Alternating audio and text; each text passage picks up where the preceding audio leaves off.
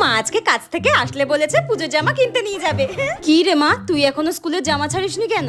হ্যাঁ কেন মা, তুমি যে বললে আজকে তুমি কাজ থেকে আসলে আমাকে পুজোর জামা কিনতে নিয়ে যাবে, তাই তো আমি বসে আছি। হ্যাঁ তাই তো, মেয়েটাকে তো আজকে পুজোর জামা কিনে দেবো বলেছিলাম, কিন্তু একটা টাকাও তো হাতে নেই। কি হলো মা, তুমি এত কি ভাবছো? হ্যাঁ বলছি মা, তুই তোর এই মাটাকে ক্ষমা করে দিস। এবছরও তোকে আমি পুজোতে নতুন জামা কিনে দিতে পারবো না মা, তোর মাটাকে তুই ক্ষমা করে দিস। মা তুমি কান্নাকাটি করো না, কান্নাকাটি করো না, আমার পুজোতে কোনো জামা লাগবে না। আগের বছরের জামাটা তো এখনো নতুন আছে, একটুখানি তো শুধু এই জামার এখানটা ছিঁড়ে গেছে, ও কোনো ব্যাপার না মা, আমি সেলাই করে নেব। বলছি মা, যেই বৌদির বাড়িতে কাজ করি না, সেই বৌদির মেয়ের কিছু পুরনো জামা দিয়েছে। কই দাও দেখি। এই নে ধর ধর।